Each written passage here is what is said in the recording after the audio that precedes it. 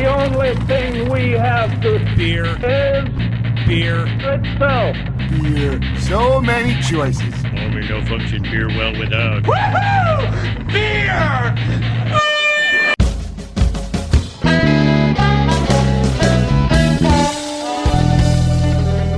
Hello and welcome to another episode of Beer Busters. We're going to bring you the news and reviews of your favorite brews. I am not Dan Baker. I am joined by my co-host and brewologist, Steph Hefner.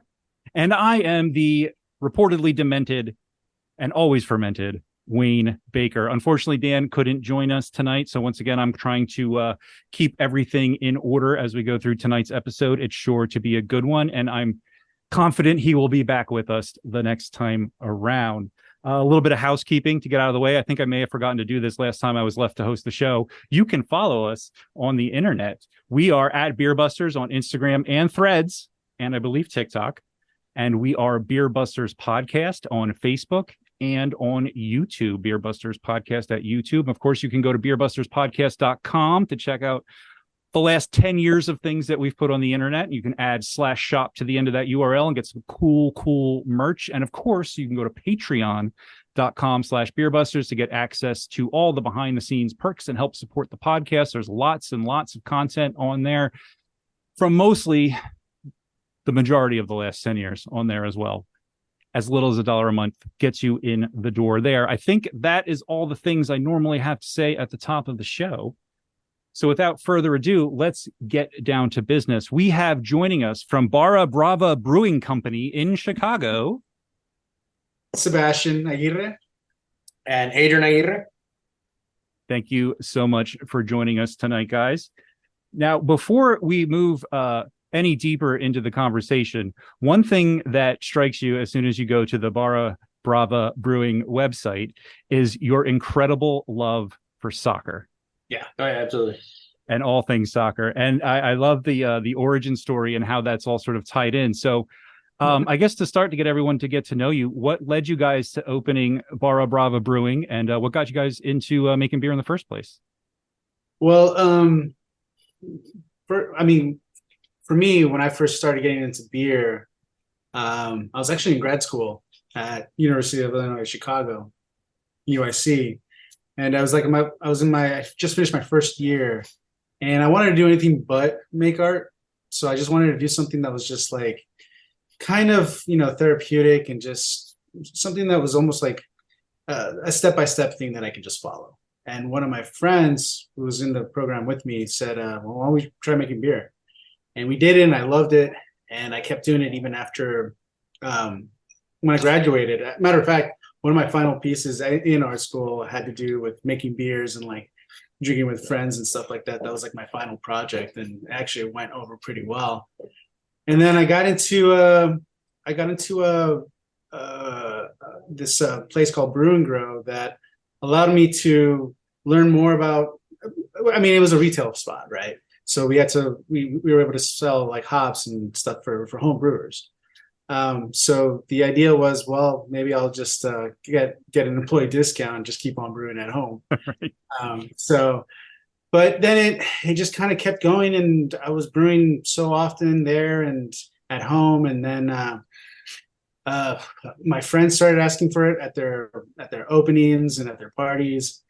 And then one day, my current boss walked in and was like, "I'm sorry, I'm opening up an actual brewery." And I was like, "Well, do you guys want any volunteering? Do you need any help?" He said, "Yeah, just come on down." And the rest is history. I've been here for almost 7 years now. This is at Mars Brewing. Right. We're here in Chicago as well. So Barra Brava itself is an incubator working out of Mars Brewing. So it's a small little independent brewery that my brother and I have been wanting to do. Well, we've had the idea, at least 13 years, something like that. I want to say it's around 2010 is when we came up with it. Maybe around that time. And we didn't know what it was. We didn't know what it was going to be. We just knew that I had just gotten into brewing, and he's been in the industry for a long time. And we just said, like, maybe we can do something with this. So that was kind of like the beginnings of this entire project. Yeah. Yeah. On my side of the story, I guess, I've been in the restaurant industry. I lost count of the years, and I've done every aspect of it. So, bartending, kitchen, managing, general manager. I mean, you name it, I've done it, except own. But he was visiting, and the last time I was in one of the restaurants in Houston, he was visiting Houston. He brought some of the beers that he had. I had already been brewing some stuff. I didn't start with beer. I started with wines, meads, that side of brewing.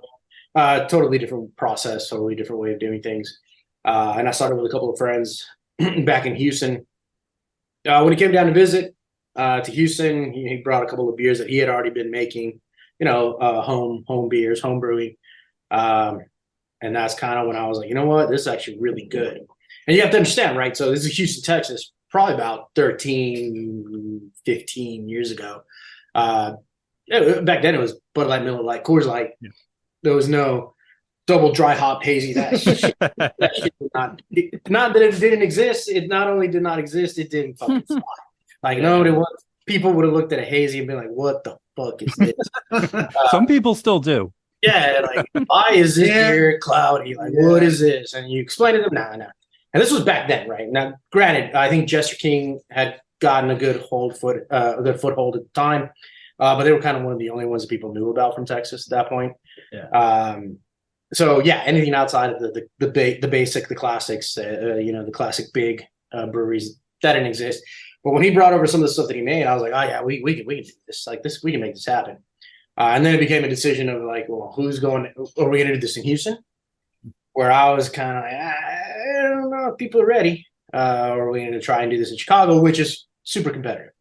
And I decided I got to learn more about this. I got to learn more about the process. I got to learn more about the styles. I got to learn more about beer. So I ended up moving up to Chicago and eventually coming in on Mars as well. So I'm with Mars also. Yeah, and currently I'm the head brewer at Mars, and Adrian's the production man. So yeah, so we've over the course of 6 to 7 years. I mean, I started off, volunteering, doing the simple cellaring, and then working my way up until eventually they were like, "Do you want the job?" And I was like, "Yeah, I guess I'll take it. Why not?" Cool. So that was about 6, 7 years ago. You guys came to Mars. When did Barra Brava go from being an idea to being a real thing? Well, I've only been in Mars for maybe 4 years, 4 to 5 years. I haven't been as long as Sebastian. But when it actually became, I think we had this stuff already kind of in the works when I moved up here, like what we wanted to do. We got a great opportunity out of Mars because the owner, Ed, was like, hey, if you want to start here, go ahead. And that was 3 years ago, something like that. I think it was around that time because Barra Brava. So it went through this whole project went through a lot of different changes. Yeah, and I feel like whenever I've read any origin story, it's the same thing. Like you're going to go through 3 or 4 different names and 3 or 4 different ideas of how you actually want to do it and what the theme is and stuff like that. And that absolutely happened to us. So it's more common than you think. But we realized that like when we were here, we were trying to come up with things that, would connect to the community, that might speak to other people. And we found out that we were kind of like, well, what do we like to do? And we realized, well, we love soccer. We're like obsessed, and we have been since we were kids. And we love brewing beers, but not since you were kids on that one, though, right? Well, you don't have to be 21 to buy malt. That's right. Tell everybody. So, but then we figured if we can combine those two things, because where we were living here in Chicago, those obviously the beer community is heavily represented, and then there's also communities for soccer. But where we were living and where we still are living in Pilsen / Bridgeport in Chicago in the South Side, there wasn't really a big community for both. And we thought, well, why can't we combine the two things that we love and see if people like it? Why don't we have the brewery represent our love for soccer and vice versa? And that became like, finally, when we whittled everything down, we said, yeah, this could work. Now coming up with the name itself was tough too, because you know we're from Mexican descent. We're from the border. We grew up in El Paso, Texas. So we grew up, you know, going back and forth on the border. We wanted to have something that represents that as well. So Adrian actually came up with the idea because we were shouting out different names of like how could it be connected to soccer and beer at the same time. And Adrian kind of threw out this Barra Brava, and I was like, well, what does that even mean? And he was like, you know, it's the supporters in Latin America, especially in South America. It's more about this. It represents the supporters, like people who are kind of fanatics. It actually had a bad, I guess, like a bad connotation for a while. Yeah, I mean, it kind of sort of still does. Barra Brava is what you would call the supporters groups or the supporters sections. At stadiums, they usually segregate them off because it's crazy. They get a little rowdy. They're enthusiastic. Enthusiastic. Yeah. Great word. But we also thought the name sounded great, and also the literal translation means brave buck. So we thought, oh, why don't we just? I mean, that's a good way to go. And we thought if we think of anything else better, we'll go with it. And nothing better ever came up. So after that, I got started designing the logo. We got that. We wanted it to look like something that's representative of the beer community, but also like a soccer crest that you would find on a shirt. Mm-hmm. You know, everything that we try to do, everything that we try to design represents both beer and soccer at the same time. We try to, anyways. And yeah, that's what we've been going ever since. So you seem to be very thoughtful about the beers that you brew under the Barra Brava name. Now, Mars, on the other hand, is like the whole gamut of styles, from like a clean lager to what did we have? The blue cream ale the last time when we were at the tap room in Bucktown. Like, Right. I mean, Mars has some, yeah, I mean, don't get me wrong, it was a delicious beer, but it was blue. You know, I mean, like Mars seems like one of those breweries that will try everything, but you guys have proved that you can try everything. So right. I'm curious what the mindset is to sort of separate the Barra Brava brand and, you know, the thought behind the styles that you are choosing to brew. Yeah. I from the get-go, we wanted to make beers that were more like classic styles, that weren't these sort of crazy concoctions, and not because we don't think that those are great or anything. It's more of like others are going to want to do those better than we would want to do those. So we wanted to focus on beers that we know we want to try to be good at, and the simple classics that I like. When I was in art school, I was kind of the same way. I liked working with limitations. And the beer, coming up with the recipes, I like the idea of only working with the four main ingredients: the yeast, water, malt, and hops. And I thought, what can I get away with just those four ingredients? And I prefer that challenge, really. So that's kind of where it comes. That's kind of where I start off when I start off with a recipe. And if I feel like it needs something more, then I'll go that way. But working at Mars, you're right. You know, we kind of do everything. So I'm kind of like, well, I'd rather do the opposite of that, just because, you know, I'm already used to doing everything. The great thing about it, though, is that all that experimentation that we do at Mars helps me learn, you know, first of all, it gets it out of my system. Like, yeah, I get to go completely fucking nuts here.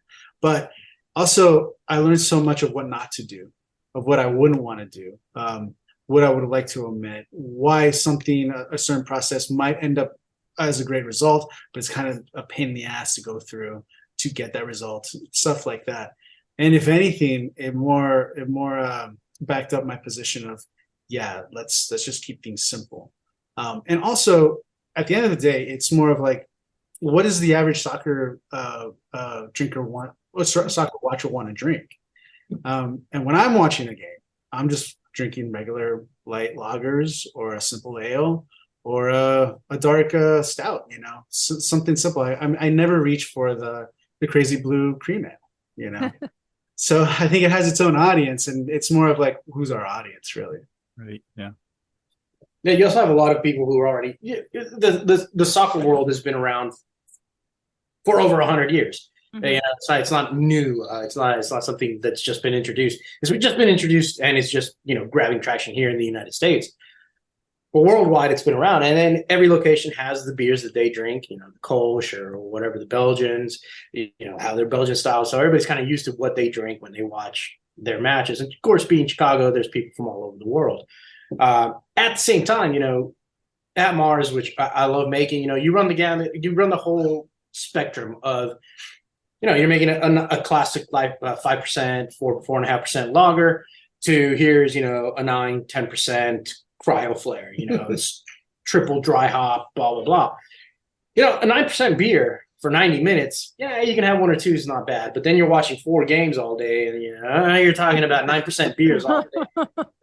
That's not going to turn out well. Someone's going to have to grab the puke bucket, and that's just the way it's going to be. So, if you're sticking to that spectrum, that perspective of like, well, we're doing it for soccer fans. We're doing it for people who, you want to kind of drink this, through the day, nice and easy.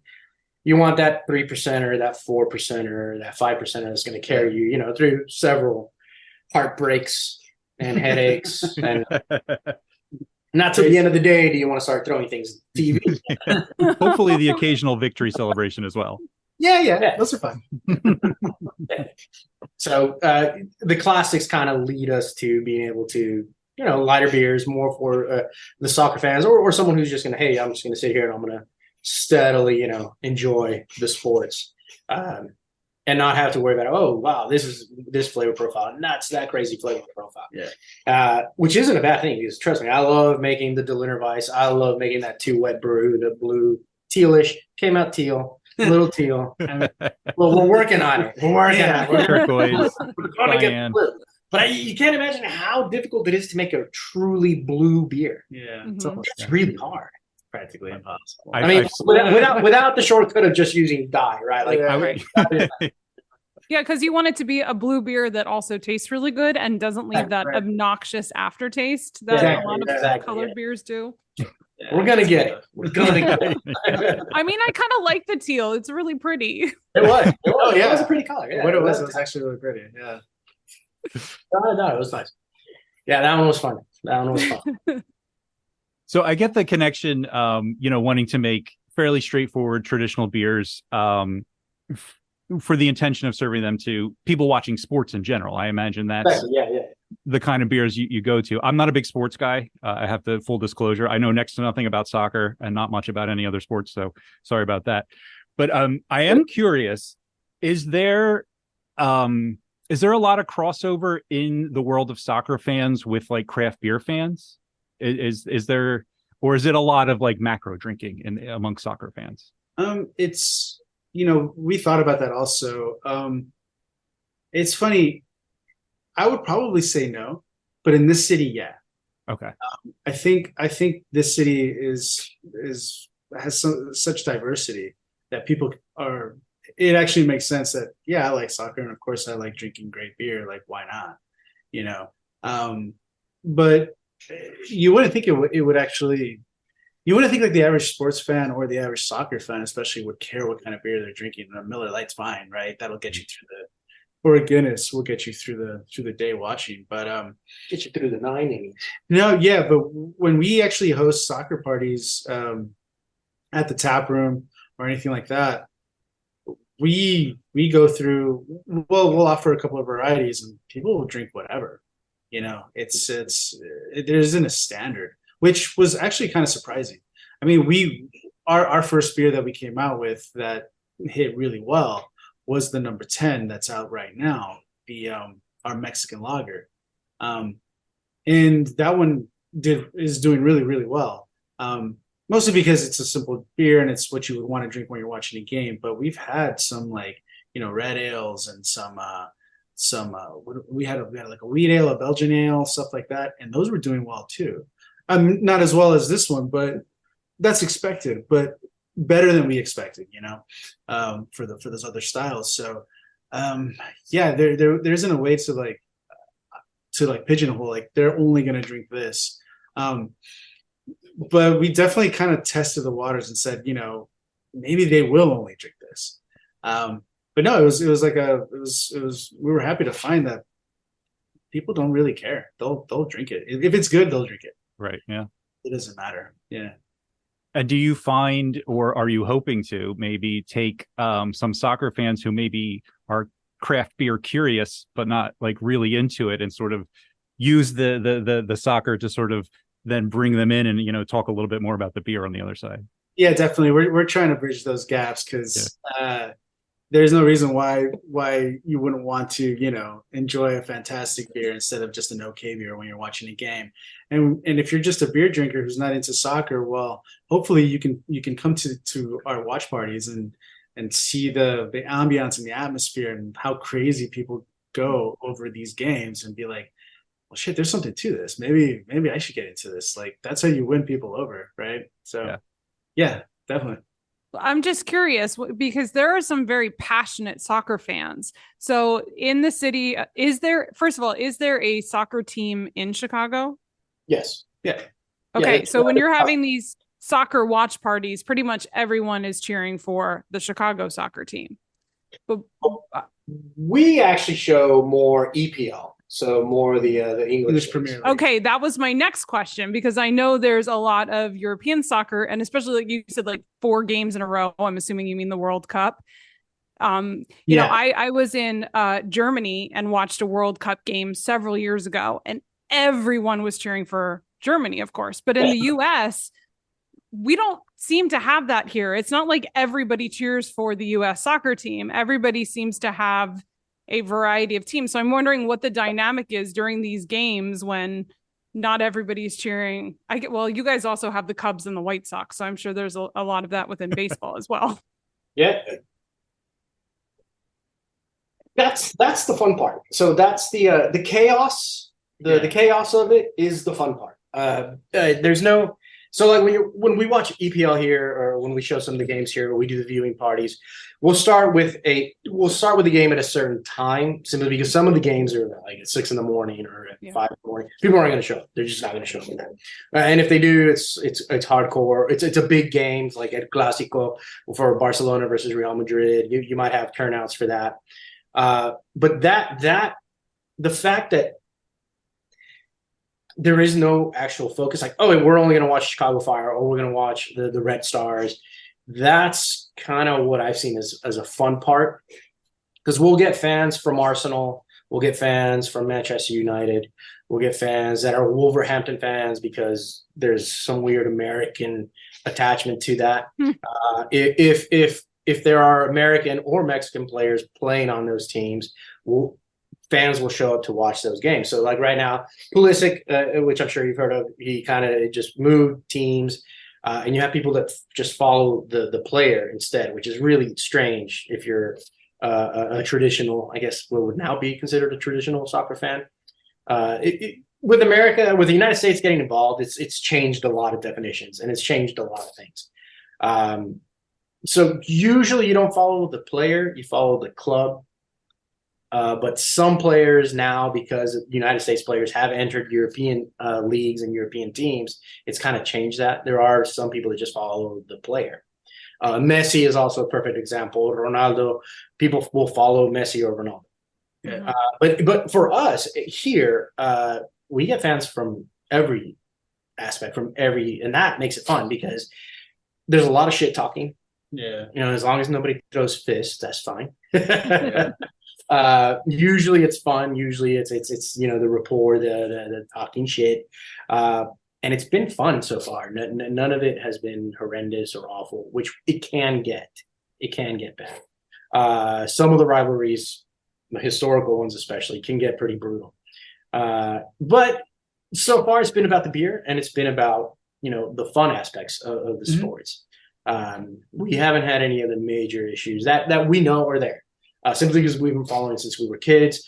In the United States, when it comes to sports, we've been very protected. We've been very, comparatively speaking, very protected. Like the violence that follows, the backgrounds that follows that violence.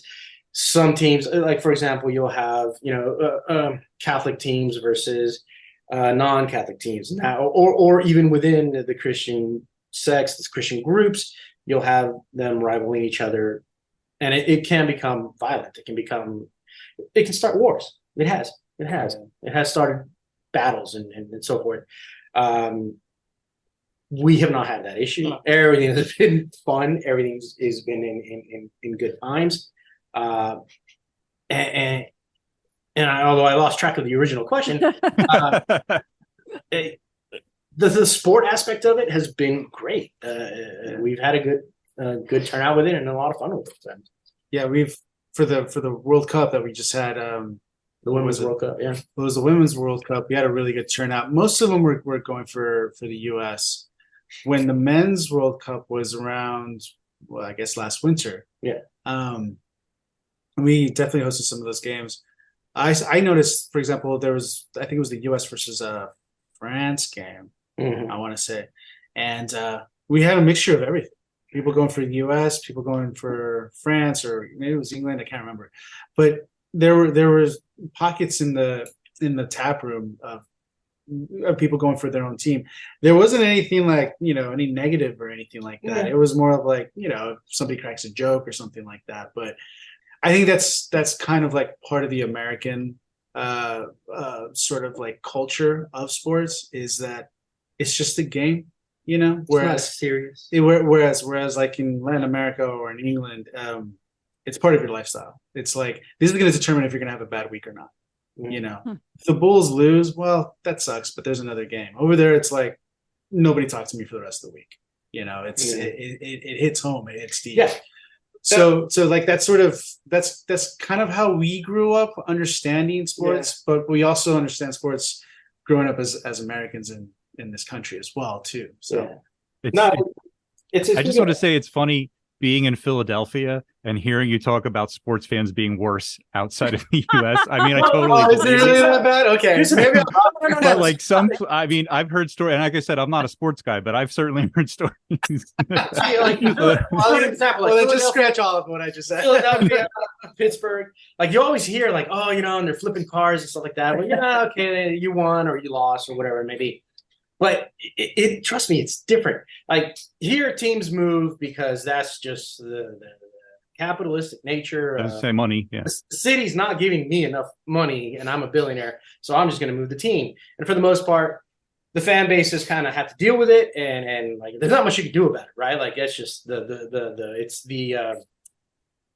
it's the money of the sport, and they're all going to end up in Vegas, and that's where all teams will end up. If you even mention moving the team in South America or in Europe, like, they will burn your fucking stadium. You will deal with riots. You will deal with mayhem.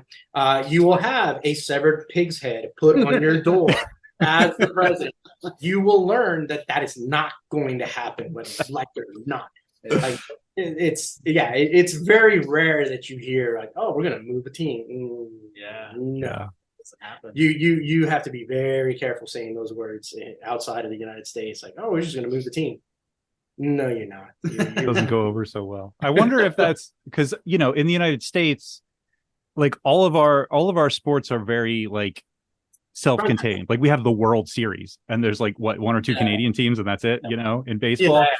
So like it's all like, but I get like soccer is very international. Like there's different leagues, but there's also like the World Cup, and there's you have teams representing different countries, and you mentioned earlier about like different religious sects supporting different teams, and I wonder if that sort of difference in the sort of ownership that the fans feel is because it's also like a game that's tied to national pride, a game that's tied to all this history and stuff like that. And you also do have the tradition of fan ownership, of supporter ownership, which has dwindled in the last 20-30 years.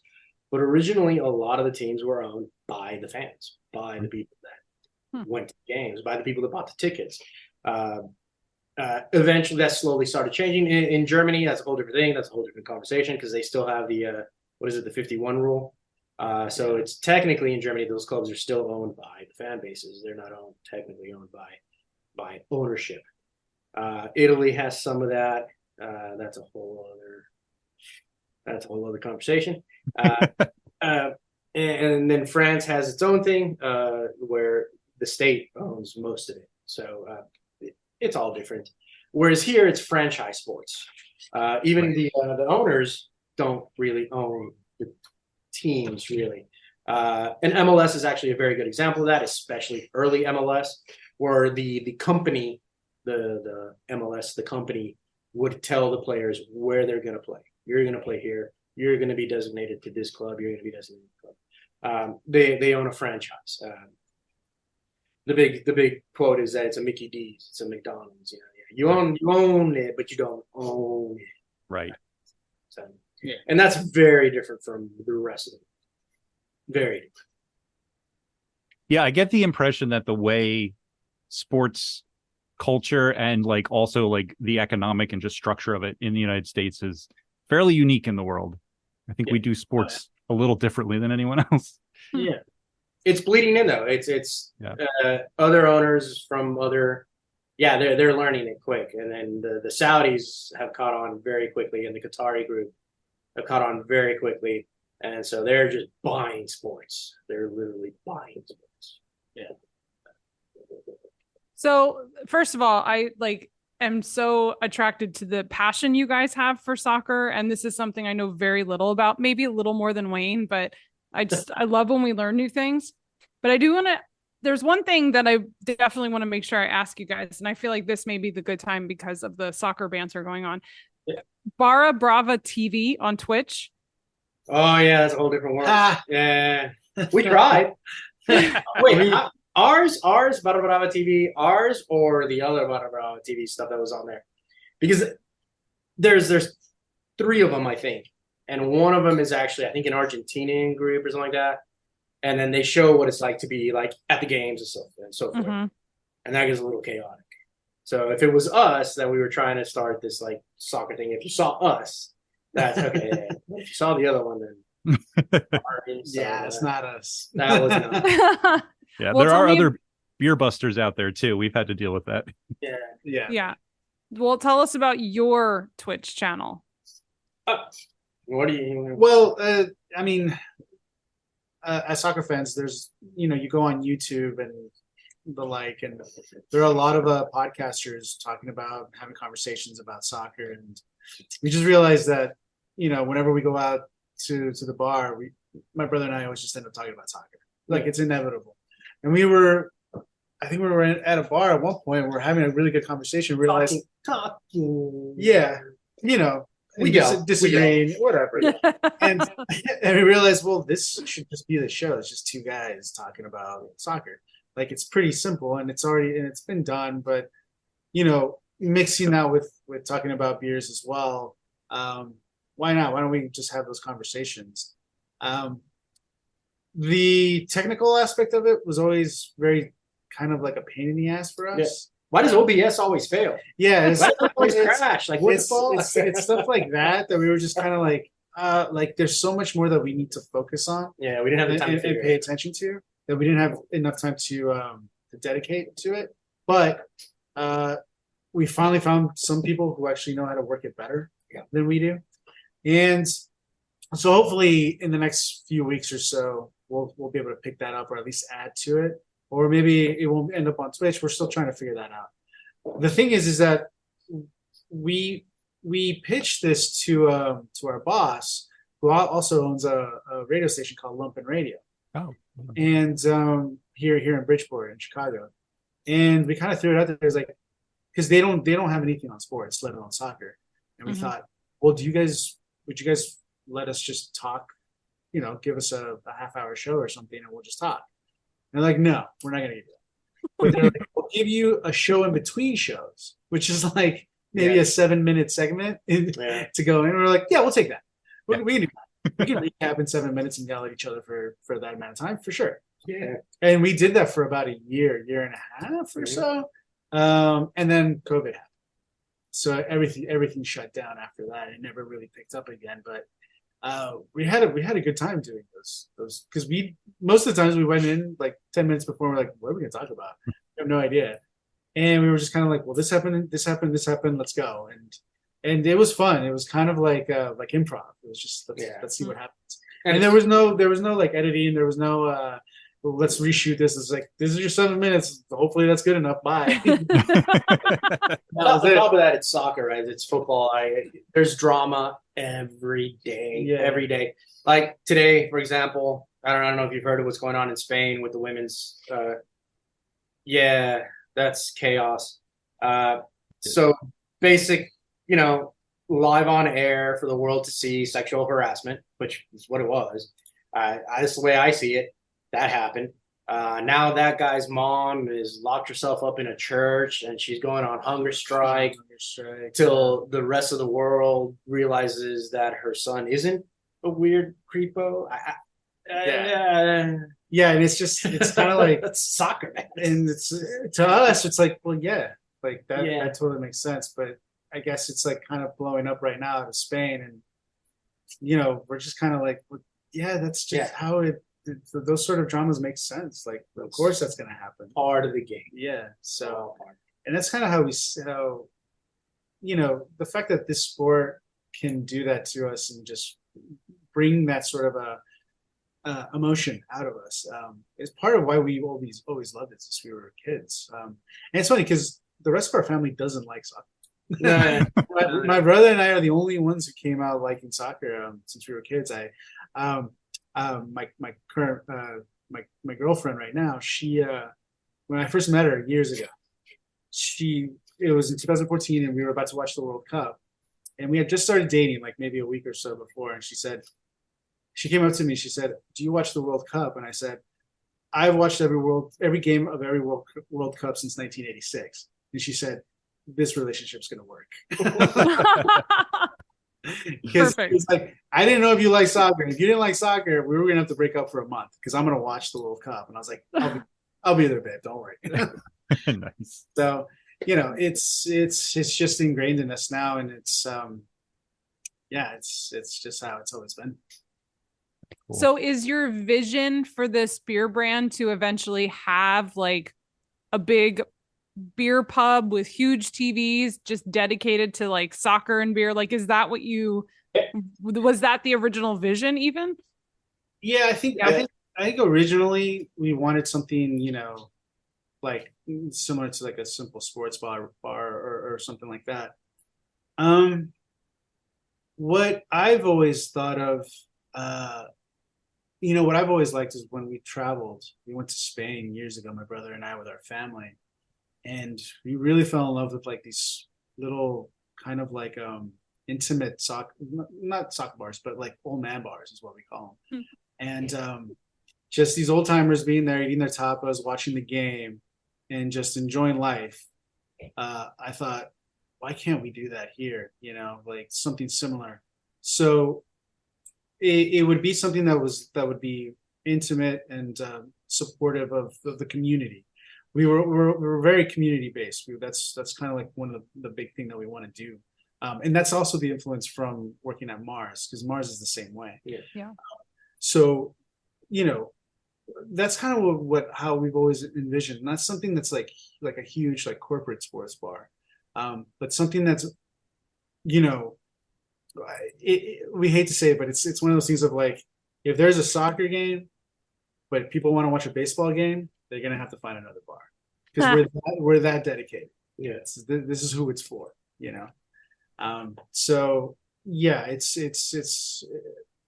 one of those specific things that we were kind of like honing in on, and yeah, that's how we've always kind of envisioned it. It's something that's both of these things representing the soccer and the beer, but for very, we don't want to be loose on it, and we say that now, but that's once you got to pay the rent. Yeah. That's kind of like the focus of it, right? The idea of having like a huge sports bar just seems like almost like too much, something that's like a little bit not too big, not too small, but intimate, and that takes care of the community and supports the community that where it's located at, for sure. It represents it. Well, I would not normally seek out a place that is known for playing soccer all the time. But I have to say, I would definitely come just to have that Mexican lager again. So I think like, the journey may not be going in the way that you envisioned it when you first came up with the idea 13 years ago, but as someone coming from the beer perspective, like I love that I got introduced to your beer because I was at the Mars Tap Room in Bucktown and I happened to be chatting with the bartender and I'm like, what is with this brand? What is this brewery? And, he was telling me about you guys and was like, you do a podcast, you should reach out to them. Like such an informal evening of me drinking beers in Chicago, but that lager, like that stuck with me. And I love Mars beers. Don't get me wrong. We had tons of great beer that night, but I'm like, I want to know more about this beer and this brand.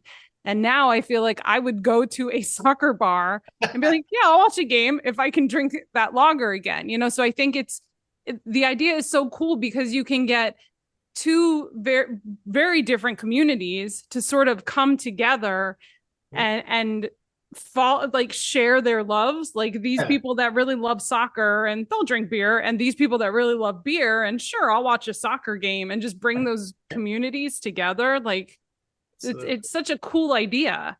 Yeah, it's how we get you. Yeah, with the beer, that's the lore. We'll get you one way or the other. That's great. That's a great way of putting it. And thank you so much for saying that about the Mexican lager. It goes on both sides, both ways. We want to make good product. We want to make good beer, which will bring people in as well. And then we want those people that are not huge soccer fans to fall in love with the game. Right. And the people that do love the game, they come in. I want them to fall in love with our beer, with our product. With that said, we hope to make you a soccer fan. We want to make you a soccer fan. It will ruin your life. Yeah. It will ruin your life. Run away. It will. The highs and the lows, they're all there. And then once you're sucked into that point where you fall in love with a club, where you fall in love with a player, you're the roller coaster ride you're about to go on. Yeah. You're gonna need a beer to help you through. Well, and I do believe the only way to watch soccer is with people that are really into soccer, because that passion is just infectious. And like you may have never watched a game or watched this club before, but you just are like on the edge of your seat cheering for them just because the passion in the room is just contagious. Exactly. Yeah. And then you just get sucked into it because you want to keep feeling that or experiencing that, and then it just starts. And there's kind of no looking back after that. For better or for worse, Yeah. I mean, a good example of it is different plug, I guess, whatever. I don't know if you watched the Wrexham show. Just watching those two guys just lose their shit in the sport. They didn't know anything about sport. They admitted they didn't know anything about sport. And if you watch the episodes, you'll realize that what they're going through is what everyone that falls in love with sport just goes through. Because it's the ups and the downs and the hurts and the pains. And so much of it sucks so bad that when you get that good moment, you just gotta hold on to it with everything. You have to. Yeah, that's a good point, because we were watching that show and watching Ryan Reynolds kind of like, I don't care. He goes through it. And I don't care. By the end of the season, he's just like, oh my God. It's like, yeah, your life is ruined. No, he's done. Yeah. He's a forever fan. That's it. Oh my goodness. You mentioned something, corporate sports bar, which made me think of something. And I don't know if this is actually a thing because it's not the kind of thing I normally pay attention to, but I know there was an issue in Jersey in the past couple of years. Is there any licensing issue with showing these games at the brewery? Do you have to have some kind of license, or it doesn't matter? The thing is that, there's always ways around those sort of things. If you're going to be that, if you're going to show games constantly, then yes. What we do is we basically will host a game, and people will show up. We don't show games throughout the day or anything like that. It's usually what's the best game in the weekend that might draw some people, because the rivalry is so nice, or it's going to be a tasty game. Mm-hmm. But because we don't actually own the space, and the space itself is just kind of lending it to us, there's kind of ways around that licensing wise. but as far as I know, if you're going to be an actual sports bar, then yes, you do need to get the licenses. Yeah. It's like I don't know what they're called specifically, but yes, you do need it. As a matter of fact, that has come up with us before. But just because we're not getting the crowds that some of these sports bars actually do, or we don't have, again, we're not showing every game or every sport for that matter. It's not a big issue yet. Yeah. If and when we do get our own spot, then yes, we're absolutely going to have to get and file for those licenses for sure. Well, I'm glad it hasn't been an issue so far. I just know like being a sports exhibitor comes with a lot of headaches sometimes. So yeah, what happened? Did you say in Jersey? Yeah, wasn't there? And Steph, remember when they changed all the rules about breweries and you had to get like a permit to have a trivia night, and part of it was you couldn't show sports. I don't think it was a sports licensing thing. Trivia night? See, it was a weird. They're all considered events. Like if you have a trivia night or you host like a singer or you show a game, and breweries are only allowed to have a certain number of events under their license in a certain span of time. Their beer laws have been pretty terrible for quite a long time, and they are actively fighting, and some things are getting better, but that doesn't even sound like a beer law. That sounds like just a fuck you, pay me. Like that's pretty much my cut. That's not even you're doing that. Well, I want a cut of that action. Like that's. And they had the you have to give a tour requirement where like if you have a brewery open to the public where you serve beer for consumption on premises, you have to give them a tour. So like some breweries would just have like a walkway when you go in with like a bunch of pictures on the wall showing how the beer is made, and that's their tour because it's a legal requirement. That's so weird. The funny thing is that some of those things might actually be necessary here in Chicago. Maybe not all of those things. Part of working at Mars is that's it. Like we get to learn like what do we need to do and what do we not what can we get away with? What do we do without asking permission until we get caught type of thing as well. I feel like that's not only a Chicago thing, but I feel like that's very much a brewing industry thing. Because some of these laws are just insane and it's state by state that it's just kind of like so against you. Yeah.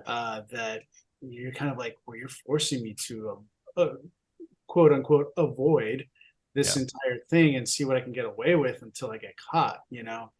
Some of these laws are written that way where,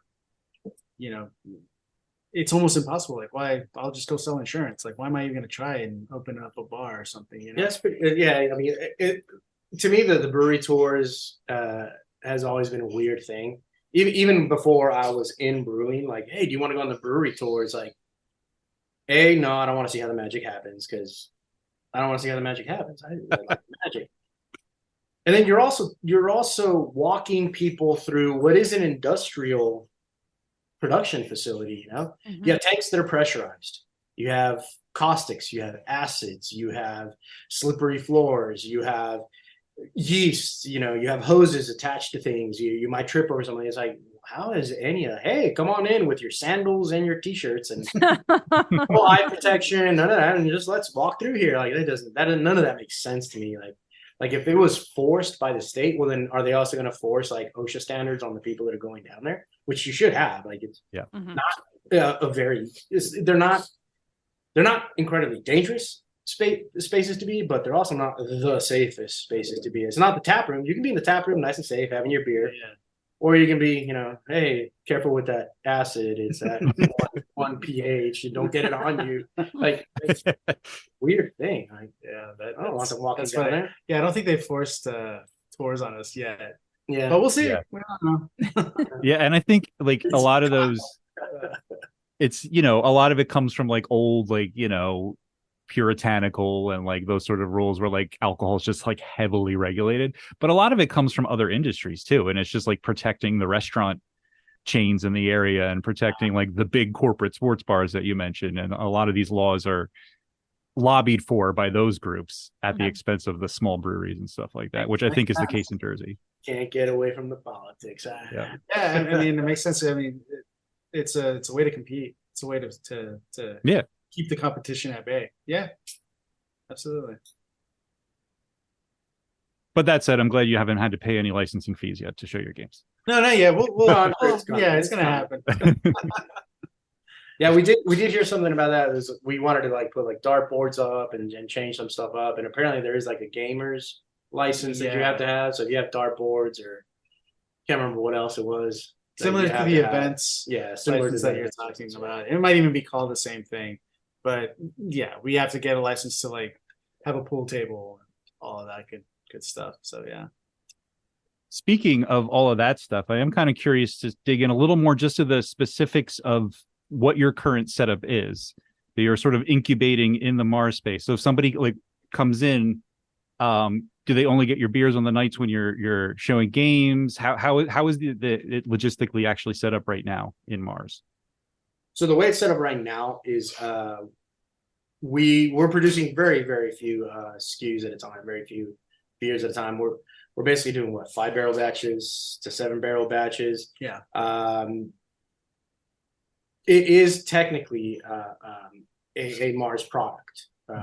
It's technically a Mars product, and then they sell them out of the tap room here. We are still figuring out all the exact details, so I kind of don't want to like go too much into it to see what we're gonna do in the long run. I know that eventually there might be a pilot project idea that's already kind of being mulled around, see if that's the way it goes into. But as of right now, technically, we are basically being allowed to brew for Mars, make a product for Mars, put our name on it, and then it's sold as a Barra product. We use it as the marketing scheme, but it is technically a Mars product. Yeah, it's mostly to get our name out there, get our presence out there. So, there can be some more talk and people can start to, make connections to us and Mars and, get people like you guys who are these guys, we figured this is like, I guess for lack of a better term, this is the sweat equity that they talk about, right? That we're constantly working on making these beers. We're not really getting paid too much for them, but we're getting the name out there. So we're using what we got to our advantage as much as we can. So the fact that we can get our beers on tap, we can get our name out there, we can get it in cans, get it in shelves, is all helping. So now the next step is, okay, so how do we make this? What's the next step after that? Like, how do we become legit so we can actually get properly paid? But also, how do we help Mars set up this incubator series so when they're done with us, the next person that comes in, they're already organized and say, okay, this is how it happens. So we had that meeting and said, how do we mutually benefit? And that's how this came about. And so we're kind of like the first pancake, right? We're trying to figure out if this is going to be good or not. And that's kind of we're in the middle of that right now, organizing the next step. Okay, you've got this equipment. We basically only have 3 5-barrel fermenters or 7-barrel, but we can only brew about 5. We yield about 5 barrels per batch. Then we keg everything ourselves, but we use their equipment to keg. We use their steel to keg into.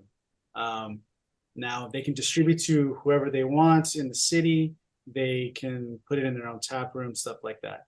The next step is, how do you organize where we pay them for the ingredients, we pay them for the equipment, but then they pay us to buy our beer off of us.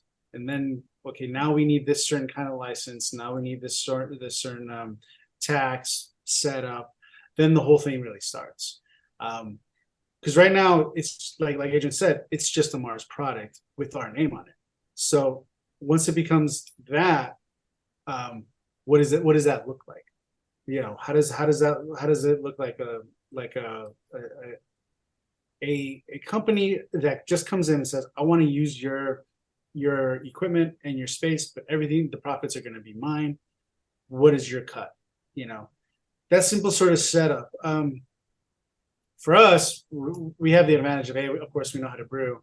We've worked with this equipment. The equipment that we're working on is the equipment that we started off on as Mars. Mars, when it was a smaller brewery, worked off a very small system, a 5-barrel system, and only brewed into these 5-barrel fermenters. So we know how to use the bigger system to make it smaller to fit into these fermenters, and we know the process really, really well.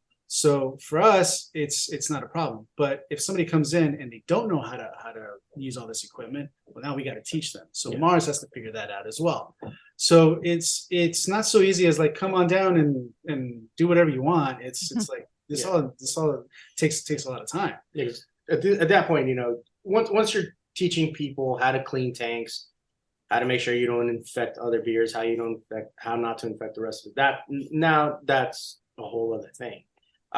What Mars wants to do with that, I couldn't say. That would be up to Ed and to Mars. But it seems like because they're very community forward, they're very community oriented. They want other businesses to succeed. Yeah. So if someone wants to start a soda business, a kombucha business, a whatever other type, a beer business, a wine business, just learning how to clean your tanks is super important. How to do proper transfers without oxygenating your product, how to make sure you're not fucking up the tank next to this tank.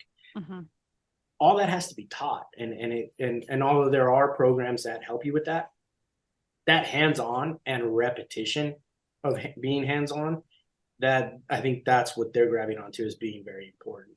And so we're trying to set that up as well. It's kind of like a school. I'm gonna say that as a kind of like a school, kind of like a class. You run through the system, you run through how you have to do this. And not only that, you also learn the headaches. Sometimes it just doesn't work out. How do you fix the error?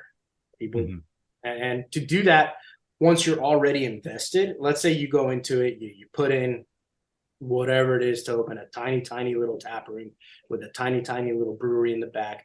You've already gone through licenses, you've gone through build out, you've gone through rent, you've gone through initial investments, you've gone through your expenses. Nobody knows that till they're up against it. And then to do that for your first time and like, oh, well, now I have to brew this, not at my home brew setup size, but at 15 barrels, at 20 barrels, it's very different. It's you're not doing 5 gallons here. This is very different, and the process is completely different.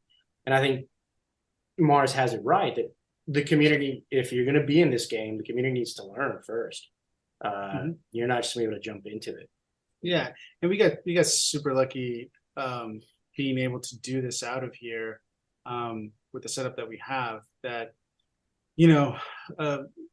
to the fact that we have been brewing for so long that we're able to sort of just kind of jump into this and work at the same time to help get our name out there and get our product out there. To have this system has been phenomenal. Literally, we got the idea of, okay, the next step is we're going to get this name, we're going to get this label, we're going to just start selling to our friends. And that's where Barra started during COVID. And then they Mars and the staff here started noticing that we're selling it to the staff, we're giving some bottles away. They're like, okay, so you've been doing this. Well, do you guys want to just use some equipment that's just lying around that's not getting used anyways? We're like, yeah, let's do it. And then we took that opportunity, and so we just been basically since 2019 or so, 2020. We've just been, okay, this year or these 6 months, it's going to be this. Then it's going to be this. So we've just been stepping up, and luckily it's been working out very well for us at this location. I can't help but think about how awesome this is for the beer industry, specifically with you guys, but even for the community in general. And Wayne, it's making me think of Trace Brewing in Pittsburgh. That's what I was thinking of. Yep. Trace has a paid vocational program, and they get hundreds of applicants they do it twice a year? Is it a 6-month program? I was trying to do some fact checking and I couldn't find it, but their focus on is increasing diversity in the beer space. So they are looking for people of color, people in the LGBTQIA community, and they will teach them how to become a commercial brewer, but pay them in the meantime. It's a paid position. And then they often help them at the end of the program. Some of them will get hired there. Some of them will get hired other places in the city. So it's also helping the city of Pittsburgh. So that it just like warms my heart. And I'm thinking back to that. So, and I don't know if that's the route that Mars would be interested in turning this into some sort of vocational program or something. So we can definitely hook you up with the crew at Trace, because they even already have a curriculum done and it all planned out, and they are 100% willing to share that with other breweries. But whether that looks like that or something different, it could be a route. But I get so excited thinking about this, because I think this is such an amazing way to use the equipment that's there and also just lift up the community and the business owners and you guys, potential business owners around it. I'm just excited about Absolutely. No, that's great. And actually, we will take that information and I'll give him a call. How are you doing this? Absolutely. I will send you his information. And honestly, for I say smaller, for smaller breweries like us, like Mars, and I'll even put some of the other larger breweries here in Chicago that are incredibly successful. I think it's important for breweries, and I know Ed is already on that, to start spreading more education on beer and start teaching people more. Because the truth is that COVID, and I know we're all still blaming COVID and we got to get over it, but COVID fucked up a lot of breweries. Yeah. A lot of breweries closed, a lot of restaurants closed. The loans, the free loan, they helped get some employees through it, but places closed down, and it fucking sucks, because a lot of good brewers, a lot of good breweries were lost. And granted, those people are out there, they're being scooped up by some of the larger breweries, the bigger companies. So there's that void that was created where the art side of it, the production of different products, different SKUs, different ideas, kind of got lost. I kind of see it in Chicago where the group that made that style, well, that's not around anymore. Nobody's really doing it. And that group that did that style, well, that's not even there anymore. Or those specific events that they would hold, let's say it was driven for specific communities, well, it's all gone. It's not there anymore. And I think that, I'm not saying that we're responsible to bring it back, but we should all kind of like help out, kind of start bringing back those events, those groups, those styles that have gone, and not let the larger corporate idea become the entirety of what beer is. Yeah. Now we're gonna go back to what it was in Texas when I moved here, and it's just Bud Light. Kind of what it was, since like the 50s, probably after the Cold War. I don't know, but I don't think it would ever go back that. But I guess that's famous last words. I don't think it will go back to that. But I guess like anything else, it's very fragile. If COVID taught us anything, it's that, especially in this industry. So again, going back to what we were doing during COVID, we're hugely appreciative to be given this opportunity, really. And we kind of it landed on our lap.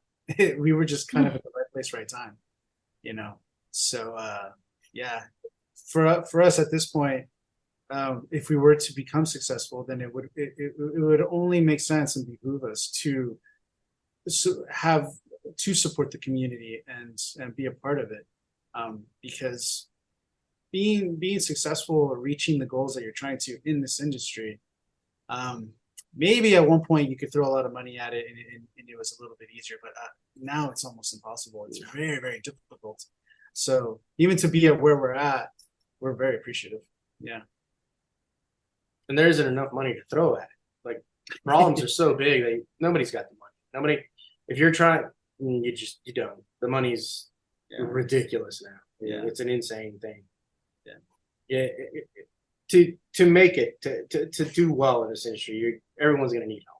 Right. Anyone that's starting off is going to need help.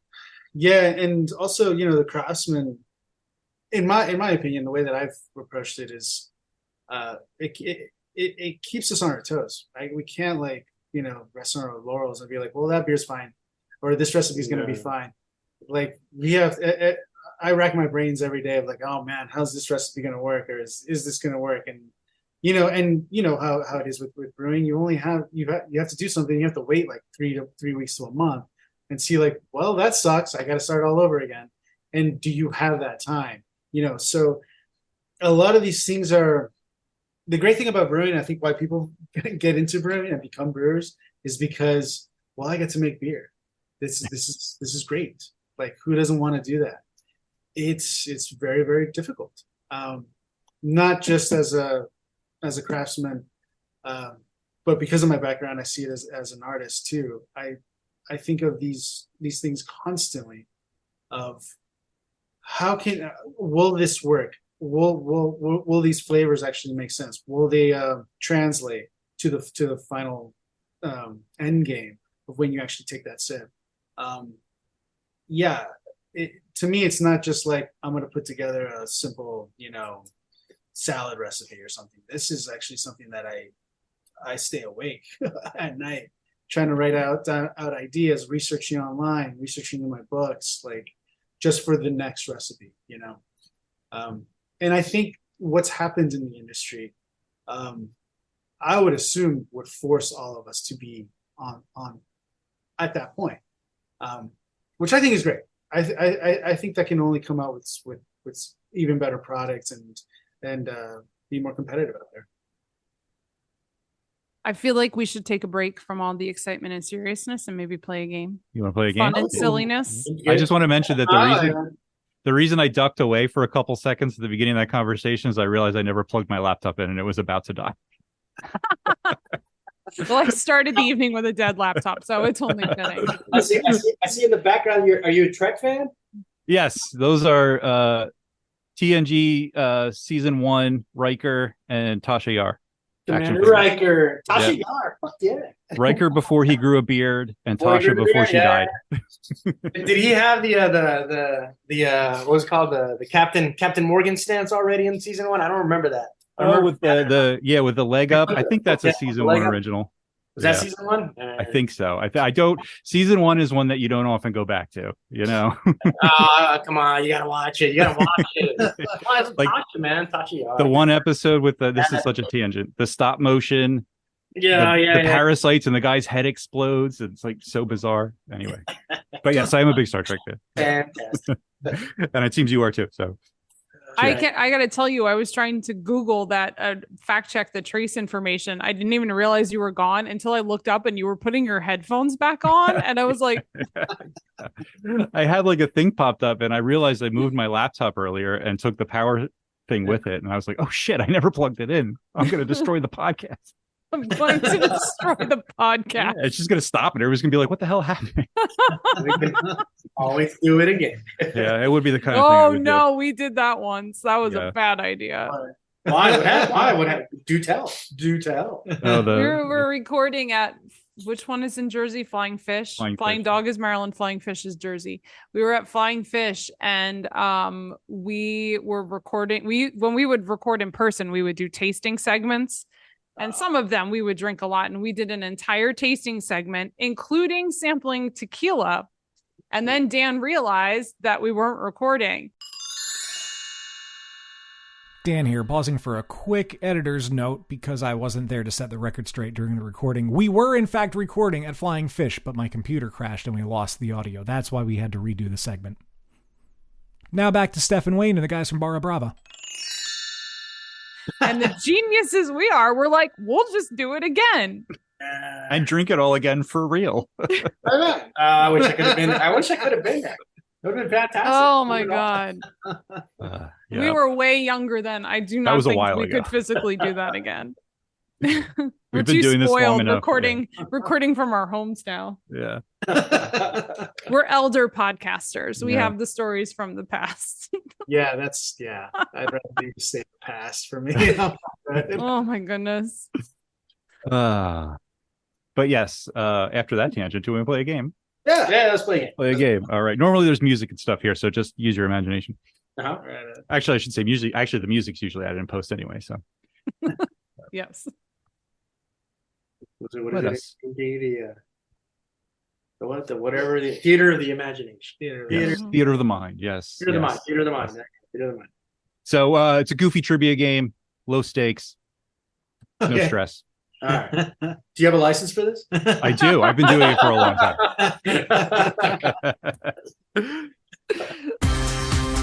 Cheers, Internet. Welcome to Happy Fun Time Games, the podcast trivia segment that is fully licensed and accredited. Today we have joining us the crew from Barra, Brava Brewing in Chicago, and we're going to play a little game I call There's Weird in My Beer. Oh dear. So this is a game where I will tell you a little bit about a beer that has a weird, strange, unusual ingredient or two or three. And you must choose from three multiple choice options what the weird thing is in each beer. No prizes for winning, no punishment for losing, just bragging rights and shame. Now, we normally begin most, if not all, of our Happy Fun Time games with Dan answering the first question. But since he isn't present, I will go to my other co-host and start with Steph.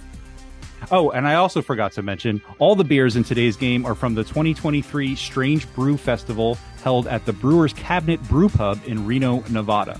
Wait, There's a what year? 2023. Oh, so this year. Okay. Yeah, it's a fest I've used pretty often for beers for this game, and these are ones that were just poured this past May. So with that out of the way, now we get to the first beer. Steph, you're going to guess first on this one. First up, a blonde ale from Lead Dog or Lead Dog, not sure. All signs point to this being a regular, run-of-the-mill blonde ale, until they decided to throw in an often tempting but rather raw baking ingredient. Does this blonde ale contain cake batter, cookie dough, or chocolate frosting?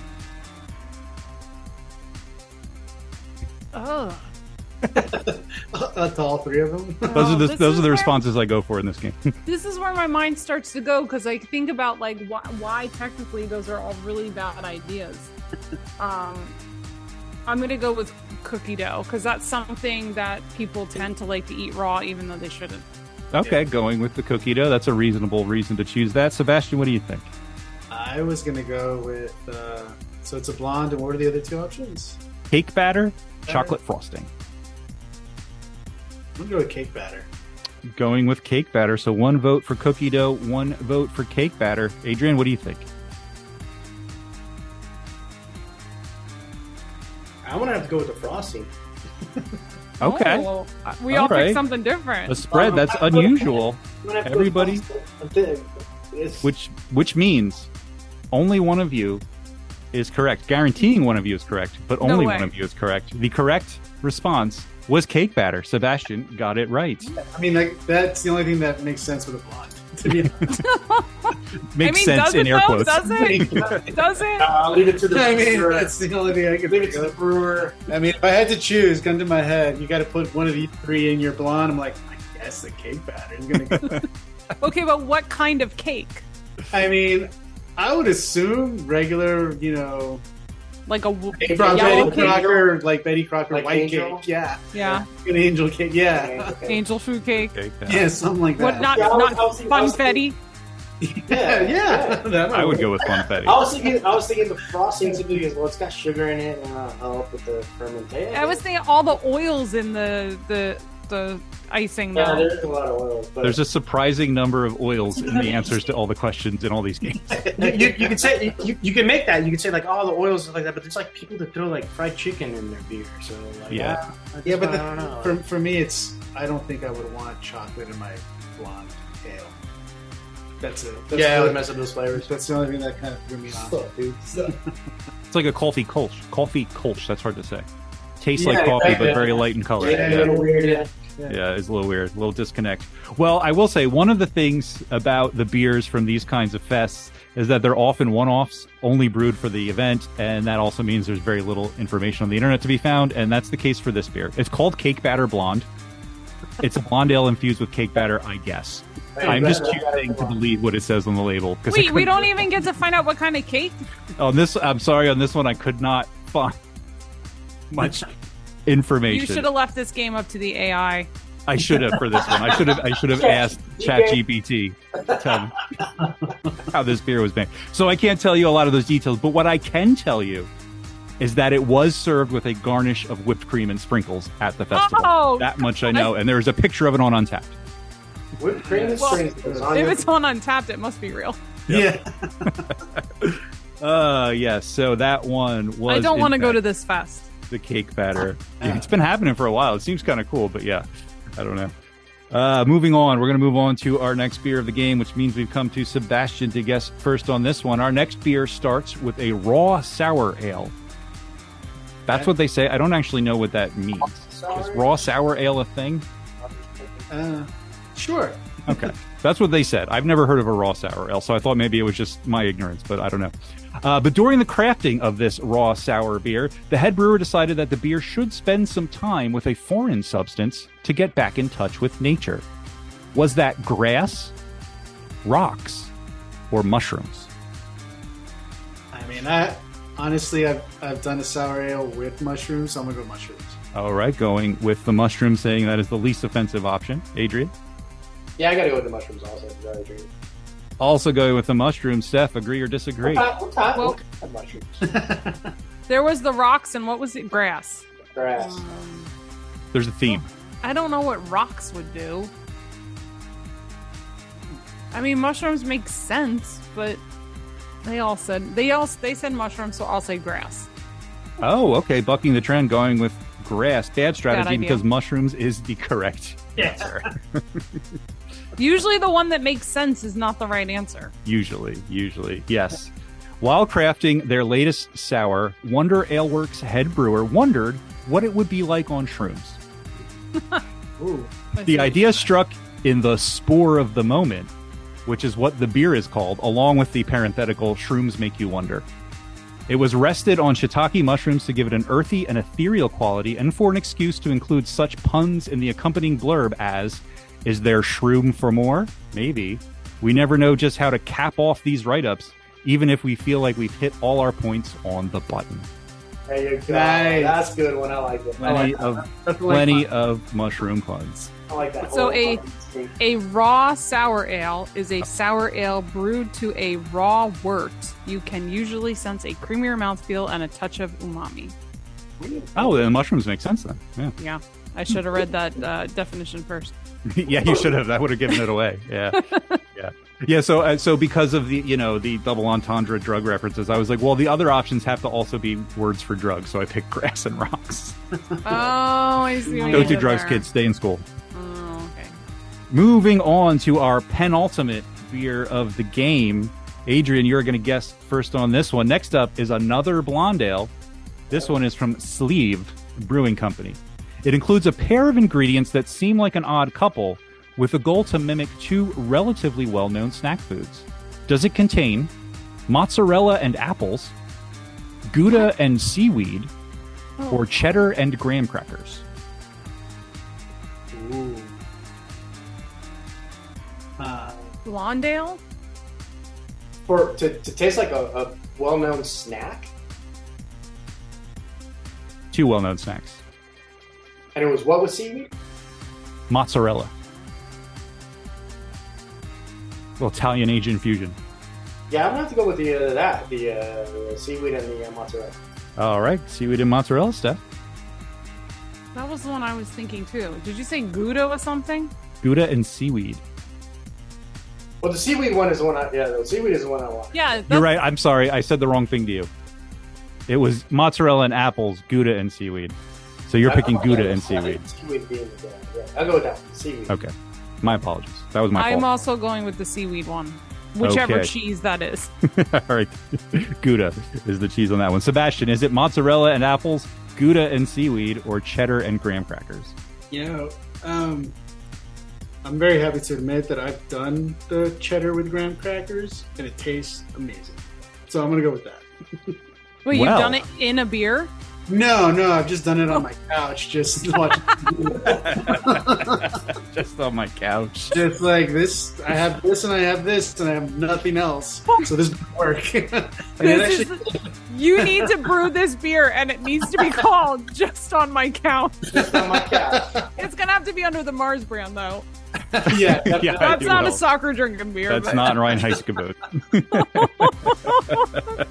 Oh You know, my it's God. funny because that is the correct answer. yeah. Not only is that the correct answer, Of course you get it right. the inspiration is somewhat similar. So this beer is called Car Seat Crumbs, Oh my God. and the flavor profile is meant to mimic goldfish and animal crackers, like you would find in the crumbs of a car seat. Okay. That's a weird mashup. Yep. Wow. So yeah, they're both pretty solid snacks. I don't know about the combination, but apparently Sebastian says it's good. So I am for it. all right, we'll have to try this one from coming Sliev. soon to Mars Brewing. There you go. Sliev Brewing, the name of this one. Just as an aside, that name means a mountain in Irish Gaelic, in case anybody was wondering. Nice. So we have come finally to the last beer of the game, and we've got one hell of a scoreboard. Jesus. So with a perfect score so far, with 3 points, is Sebastian. Yes. With one single solitary point is Adrian. Yeah. And with no points at all, which is unusual for her, is Steph. So to allow her to save a little bit of face, we're going to let her guess last on this last beer of the game. So we're going to start with Sebastian, go to Adrian, and finish up with Steph. Finally, let's all go to the movies, which is the name of our final beer. It is another blonde ale, though I'm beginning to suspect that all these base beers might just as well be called ale-style ales. This one is brewed with a couple foreign interlopers meant to transport you to the sticky floor darkness of your local cinema. Is it cherries and nacho cheese, Oh. Dr. Pepper and popcorn, or malted milk and peppermint? Because we like diaspora. Yeah. Malted milk and peppermint, popcorn, and Dr. Pepper. I'm gonna go with that, Dr. Pepper and popcorn, because I love both of those things. Very good reason. I'm gonna go with that. Dr. Pepper and popcorn. All right, Adrian, cherries and nacho cheese, Dr. Pepper and popcorn, or malted milk and peppermint? Yeah.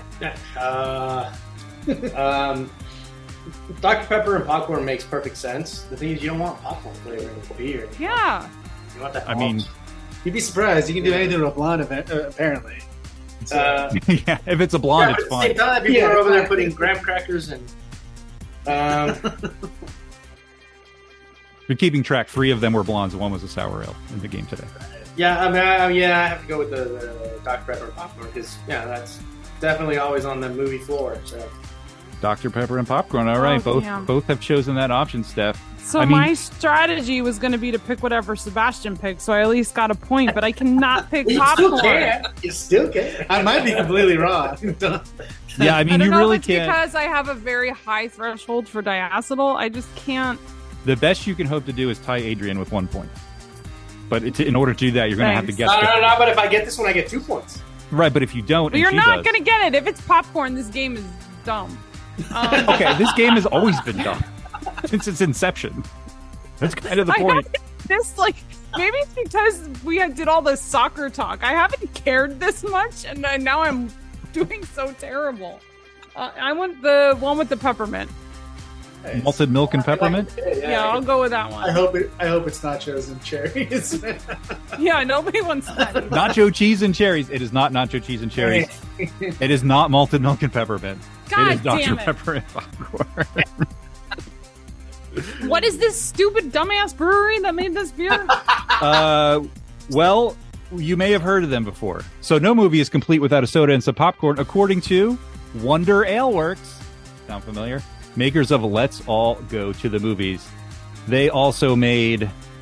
Was it the mushroom one? Yeah, they made the mushroom one too. Let's All Wonder Go to the Ale Movies. Works, you said? Wonder Ale Works in Reno, Nevada. Of course. I What would is Let's All argue Go to the Movies? that I'm looking Cherry for- Coke is the proper traditional movie theater drink. I would agree My with wife would that. back me up. She gets a Cherry Coke every time we go to the movies. But I do admire the sheer commitment of all Dr. Pepper fans. People who love Dr. Pepper really kind of like soccer. Hey, Dr. Pepper's fucking fantastic. Yeah, it's good. I don't dislike it, but I'm not like a diehard. But the diehards are respect for the diehards. So I appreciate the Dr. Pepper in this case, just because I respect the fans of Dr. Pepper. Yeah, But yeah, that was this beer. Let's all go to the movies. The overall consensus among the limited reviews of this beer is quite sweet but interesting. Quite sweet but interesting. Quite sweet but interesting. So that is the end of the game. Adding up the final scores, we have a absolutely perfect performance, a no-hitter, which is not a soccer metaphor, but it's sports, so I'm going to use it. Sebastian with a perfect score of 4. With a 50% hit rate, Adrian with 2 points, and still with no points. That's unusual for Steph. No points today on Happy Fun Time Games. Thank you. I would all. not make any of those beers. Yeah, none of the sour the mushroom sour. I would give a try. Actually, we've We've made something done the similar. mushroom. But We've done something similar to that. Actually, a sour with mushrooms, a mushroom blend, and then some different a different tea blend as well to mix in. So that's when I heard that. That's what it reminded me. I was like, well, why not? Why not? Yeah, that does seem like the one beer in the game today that's like somewhat reasonable. No, The I rest would are pretty love off the like wall. a beer de garde with a blend of mushrooms and then maybe like rosemary or thyme, like a nice fresh herb. That's what I would make. That's Nice. Yeah. We actually just made a. Speaking of that, we just made a sour ale that's with sage and red pepper flakes. Ooh, okay. that sounds amazing. It's actually really Yeah, called Burning Down the House. Burning Down the House. It was Nice. it was actually a beer from when we first started, like long ago at Mars, and it's actually our one of our managers. Well, he's like the yeah, operations. he's the DO now. He's the director of operations. Yeah, his partner was cleansing the house with sage, and somehow one thing led to another, and the house caught on fire. So we made it as a commemoration to that because he asked us to, and we hadn't made that beer in forever. And then, like maybe a month or so ago, he was like, "Why don't we just make that beer again?" I was like, "Yeah, I'd love to." And yeah, it came out great. It's a nice combination. I was very surprised. Interesting. That's I guess we crazy. played with the Brett. Yeah, we had a Brett beer, right? Yeah. And then we did with Yeah. mushrooms. It was really, really umami. Like really. Yeah, it had a lot. It's really profiles to it. nice. Yeah. I can't think of it off the top of my head, but I guarantee you we've had a mushroom beer at some point. Oh yeah. 2 or 3 in the course of this podcast. I just can't think of any. But yeah, I'm a mushroom fan. I drink a mushroom beer. I almost forgot we have to give a shout out to our patrons. Yes. We got caught up talking about weird beer ingredients. A little bit of housekeeping. We would like to thank the following individuals for supporting us on Patreon at very generous levels, beginning with Jen McDonald, Jelly beans? Eric Dixon. You were playing checkers. That's chess. Dana, Nah, that's a solid pepper. James Lamberg, Who doesn't love Happy Fun Time? Chris Mahoney, Well, we said fuck. I can say shit. Sean Sullivan, Nailed it. Brian Mills, It's a shoot, Steph. Jill Chivers, Quaffing. the one and only That's No Baloney, Joe Mansell, It's metal. Topher Simmons, Just an innocent man at a bar eating pickles. and Ben Mangle. And I'm Wayne, and I'm taking an opportunity pee. If you want to find out how you can get on this list and get all the other cool behind the scenes perks, go to patreon.com/beerbusters to learn more. There we go. We did it. Good job, patrons. Thank you, patrons. It's literally what keeps the lights on. That's what keeps the lights on. Then I wouldn't be having fun right now. Exactly. And you will have to listen back because one of the things we do, the reason I kind of pause between each name is we have this tradition that just kind of spontaneously happened where we have a soundboard where Dan collects like sound bites from all of our episodes, like funny things that people say and stuff. And so when we do the patron read after each name, he just hits a random sound clip. So when you go back and listen after each name, there's just a random sound clip after each I one. kind of want It's Gonna Be a Fun. Tasty Game to be a sound bit. Yeah, I that's don't probably re- going to go in I the. don't remember exactly what Sebastian said. I typed it. I wrote it down. It's going to be a tasty game. Is it? Did I get it right? It's Yeah, I was going to use it tasty. when we posted on social media. I always add a little non sequitur. That was going to be my non That's sequitur. my favorite thing that's been said on this episode. It was pretty good. It was pretty good. Attention, that's terrible. It's a thing now. It's a thing now. And but just sitting on my couch. Yeah. Who knew you had all these zingers in you? You're gonna listen back to this podcast and you're gonna have a whole lineup of beer names. Years and shit. Yep. I'm pretty sure I do have both graham crackers and cheddar downstairs. I may have to try this. Give it a shot, man. Honestly, it's one of those like if you have nothing else, Yeah. that's where the magic happens. Well, you know, the weird thing is when I was putting this game together and I was reading about that beer, for a while, I just thought they were trying to make it taste like goldfish. And I was like, oh, the crackers must be for like the crackery side of it. And then I reread the description at the end when I was doing like the final edit, and they were like, and animal crackers. I was like, what? Yeah. I thought you were just trying to make it taste like goldfish. It's the sweetness of the graham cracker, not just a regular cracker. Right. Yeah. That's what Like the ultimate cheese board. Yes. Cheddar cubes and graham crackers. Yes. The charcuterie of necessity. Mhm. What do they say? We all like charcuterie boards because we grew up with Lunchables. Oh yeah, that actually makes sense. Makes sense. So sad. Yes. So there is a topic of conversation I wanted to bring up, and since we're kind of coming to the tail end, loosey goosey portion of the show here, soccer versus football as a name for the sport. Where do you fall? And like, is it just America that calls it soccer, and why? Discuss. It's not. I think it's another country. I want to say maybe Australia. I mean, the British the ones that started. So I mean, yeah. The thing is that, well, it's weird because growing up, it's just kind of like it screws with your mind thinking that you're playing a game called football, but you don't use your feet. But you do use your feet, but you got to call it soccer. Like even as a kid, it didn't make sense. It doesn't make sense now. And anybody who like shrugs that off or whatever is kind of like, well, you're kind of like choosing to ignore that. That's kind of dumb. Accept that it's kind of dumb, and that's fine. But it is still kind of dumb. But at the same time, who cares? Yeah. That's kind of like how I feel about it. I still call it soccer, because that's what I grew up saying it as. Whenever I say football, or when I spell it, I'll spell it in Spanish with the U and the, yeah. I'll do it that way. Yeah. But I listen to a lot of like English podcasts, soccer podcasts, and none of them they refuse to call it soccer. And fair, like whatever. And the people they refuse to call football. Yeah, or NFL football. They'll call it, I guess, American. I've heard American football a lot. Yeah. Or what's the other one? What's it? But the thing is that hand. Yeah.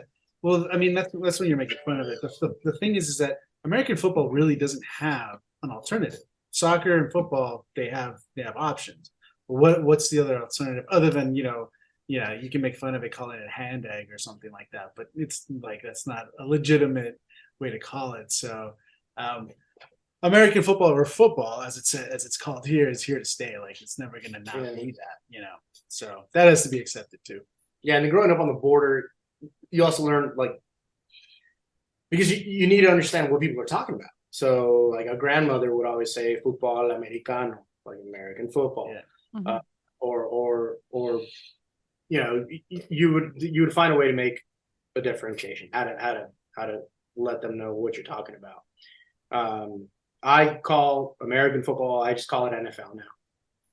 Like I don't say, hey, I was watching NFL. I will say, hey, well, in NFL or in that specific sport, it's this.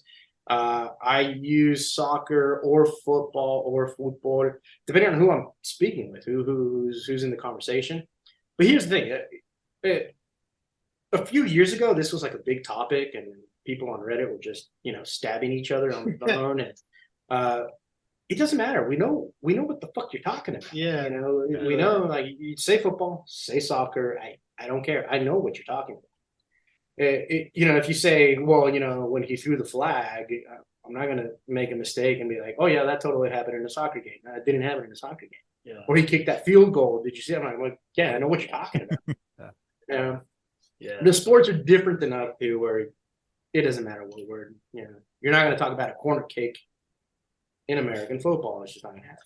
I mean, I have found that diehard NFL football fans are they're like, that's our sport, that's our name. Like because they refuse to call it anything else. Yeah, I mean, I like the idea of calling it NFL. That actually makes a lot of sense too as an alternative. But soccer is soccer here, and it's the same in England or in Europe. It's like, no, it's football, and it's not going to be called anything else ever. So it's a funny question. It's a good question because it's like, they're as possessive about it as they're as crazy about it as they are about their team that they support in whichever sport. It's funny because I think the effect of growing up on the border is you grow up with the mentality of, man, this is ridiculous. Like, who cares? Like, you're getting both sides of it. And it's like, I don't agree with either of you guys. Yeah. And it's also interesting to see like how people in the United States, how Americans are adapting to soccer. Like, for example, when MLS first started, you had teams that were called whatever, you still have the LA Galaxy, but everyone had, their specific names, like the Chicago Fire, and it was based on, having the city name and then, a mascot or a team name. I just now got that, the Chicago Fire. They're all football club or athletic, or they've adapted to the European style of naming their franchises. So there's always the adaptation. And who's to say, in 50, 60 years, it might be completely different than what we're dealing with now. It's the one thing that I have enjoyed a lot about watching soccer in the United States grow. Because when I was watching it as a kid, we felt like the skaters in the park. If you were playing soccer at the local park, eventually the cop's going to show up and be like, well, why are you playing this? Go play it somewhere else. It's like, well, this is a fucking park, dude. Like, or if you had football practice fields and were practicing soccer on those fields, you had to have permission from the city or from the local school or whatever it was. So now it's kind of all changing and warping and to the detriment of football here in the States. It's getting its other side now, with all the injuries and the issues that it's having. So there's going to be an adaptation. There always is. And it doesn't matter. We know what you're talking about. Yeah, we know. Yeah, and I think one of the things I was thinking as we were talking about that was, I know soccer has become much more popular in the States in the last, 10, 20 years, however long it's been since it's been growing in popularity. So I imagine that contributes to this idea that, like, what you're talking about. Like you said, like all the other jargon is completely different in both sports, like field goal, like a flag versus a card. I know that much, so you can kind of through context clues figure it out. And I imagine as it becomes more and more popular in the United States, like that ownership of football as a sport amongst maybe more casual NFL fans will probably loosen up a little bit, I would imagine. Yeah. But it is an interesting and silly language thing that doesn't really matter. Yeah, I mean, language itself is just kind of silly too when you take it down. So, this is just one of those funny things that just kind of happened. And even the word soccer doesn't even, the way that it came about, that it was called association football or association, I believe that's how and then that got broken down from the word association down to soccer somehow. Even that doesn't really that's never been fully explained. Like, okay, I get that this got the same letters and stuff, but I don't see how that becomes, it's almost like it's just a slang, in the actual thing that became the basis. So it's like, that's just that's a funny thing that language will do, right? So, but I still kind of enjoy and find it funny that they will own these words to a T. They'll die on that hill, both sides, right? It's like, this is mine. It's like, it's just a word, man. But it's not. I've been there and just like, bartending behind the bar, and I'll hear it's fucking football, it's fucking soccer, I'm just sitting there like, what the fuck? There's another beer, guys. Like, Yeah. chill out. Yeah. Chill out. We all know what we're talking about. Yeah, it happens. I like calling it football just because, like you say, it makes sense because you use your feet, and you don't really use your feet much in American football. Yeah. So it just kind of makes sense. I would like to hear and I don't know this. I would love to hear the history of calling American football. I'm sure it's out there. Yeah, I don't know.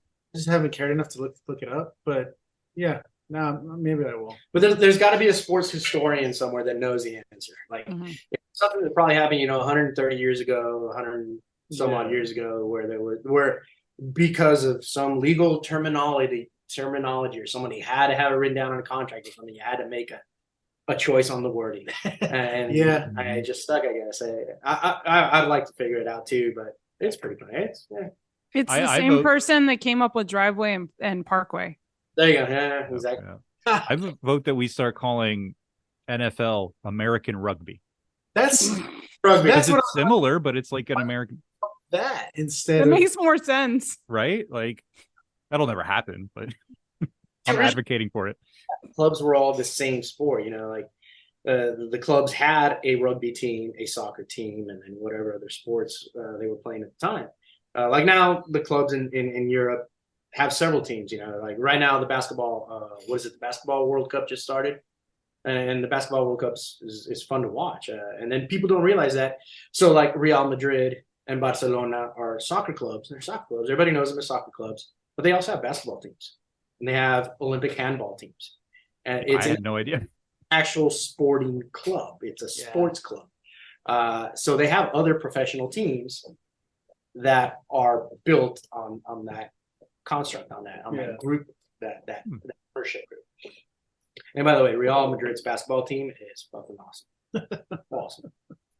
According to Google, the term football started in the Middle Ages to differentiate sports that were played on foot versus on horse. Oh, okay. Okay. There's no horse in American football. I get it. Because they don't play with horses. Yeah. Jeez, man. Get a horse next time. There you go. But make it more fun. So does that mean polo is polo, but water polo is football because there's no horses? Oh, wow. Is that field hockey? What? Maybe it's lacrosse. Where does that come from? Look, we're just going to call it football. Yeah. This is why I watch ice hockey, because there's no question. Yeah. Know where you're at. That's good stuff. End of story. Okay. My brain can't take any more sports talk. So, guys, we had to add horses to them. It'd be I want to see ice hockey played with horses. If folks want to have Barra Brava beers, you can get them at the Mars tap rooms, correct? Correct. Is there anywhere else that the Barra Brava brand is available? So currently, we do release the number 10 under the Mars name to the public. So if they're still out there, you can go to the Binnies and to local stores. We have a pretty good following in the local mom and pop. So any of your local little bodegas and stuff like that might still be carrying some of those cases. There will probably not be another 10 release probably till the end of next month though. And we're noticing that they disappear very quickly. So people do have to get them as soon as they're released. And we post when they release. Yeah, exactly. So we let everybody know. We'll send out photos on our Instagram, which is probably the best way to follow us. But yes, and any new beers, we'll always post it. Probably the day before or so, or we're trying to get better at that game. But to let our public know, we're really, really bad at the social media game because we're old. We're old. Yeah, and you're busy making beer, like. And we're I grew up with a Game Boy. That's all I need. Yeah, exactly. Yeah. So I'm good. Atari was my first one. Yeah. Hit us up on the Instagram. We hope to be back on Twitch here soon. Yeah. But we'll eventually notice that you send us a message, and we will respond eventually to that message. Absolutely. Cool. And I'm looking at it now. It's Barra Brava Brewing Co. Yes. On Twitter or on Instagram. to check that out. I was going to say something else. I lost my phone. Barra Brava Brewing Co. Get to the end because you're going to run into a lot of Barra Brava stuff. And some of it's amazing, some of it's not. Yeah. Make sure you find the right one with the hop logo. Yeah. The little node network in it. That's how you know By it's the the way, right one. For those of you who are listening to the podcast, that little hop logo, if you look at it, there is some football, soccer stuff in that logo. Yeah. And if you can figure it out, Happy hunting. yeah, happy Oh, hunting. cool. We got a little Easter egg hunt. I assumed it was somehow related to soccer, and I just don't know enough to understand the connection. But don't explain it. We'll let our listeners figure it out on their own. Check it out, yeah. Yeah, we're on the internet too. We're Beer Busters, beerbusters.podcast.com, all the socials. Follow us on Threads. I've been hanging out on Threads fairly regularly. It's pretty cool over there. We're Beer Busters on there and Instagram, Beer Busters Podcast on Facebook, YouTube, Patreon. That's an important one. Patreon.com/beerbusters. All that stuff. Go on the internet and type Beer Busters. You will find us. Type Barra Brava Brewing. It might be a little bit harder because there are other Barra Bravas out there, but you will come across them and you will find amazing good times. Also, you guys post on there when games are showing in the tap room and that sort of thing. Yeah. Absolutely, yeah. Yeah, so check out Instagram for that. Come join us. But I think this does unfortunately bring us to the end of another episode of Beer Busters. I made a little gesture there where the music would normally start, even though it's not here. So just imagine there's gentle piano music playing right now as we say all of Well, this. our listeners are actually hearing it right now. I'm just talking to our guests, just the theater of the mind for our guests.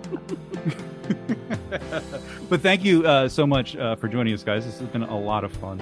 Thanks for having us. Thank you so much. Appreciate it. It's been great. If you ever want to do it again, Yeah. more than happy to do it. Absolutely. I feel like yeah. I may have to study up on my soccer a little bit though before next time. Hey, see, the next time you're in town, we'll take you to a game, and you'll fall down that rabbit hole. And you'll find it. I just want to be able to smack talk. That's what I want. That's the basis. That's like That's the 98% of watching the sport. Yeah. Nice. I'm up for it. It's a fine skill to learn. The only sport where throwing stuff on the field is tradition. Yeah. Yeah, I would say, we've been talking about beer on this podcast for 10 years, and we often have guests that are involved in other things, sometimes cider, sometimes liquor. And it's always fun to talk about something we don't know a lot about. And I'm not a sports guy, but I've had a lot of fun talking about soccer and learning about soccer and feeling your passion through the screen. So it's been really cool. Appreciate it. Thank you. Thank you so much. But yeah, this is the end of the show. I've been Dan Baker. I forget what we say at the end. I'm not Dan Baker. I'm Wayne Baker, joined by my co-host and brewologist. Steph Effner. And I'm the demented and fermented and perhaps a little senile Wayne Baker. Cheers, we bid you adieu. I don't remember what he Cheers. says. Dan has a good quote that he says now, and I forget what it is. It's not the liquid in the glass, it's the people you drink it with or something like that. Yeah, that's nice. Something along those lines. That's a nice sentiment. And I bet the game's going to be tasty. Oh, yeah. Absolutely.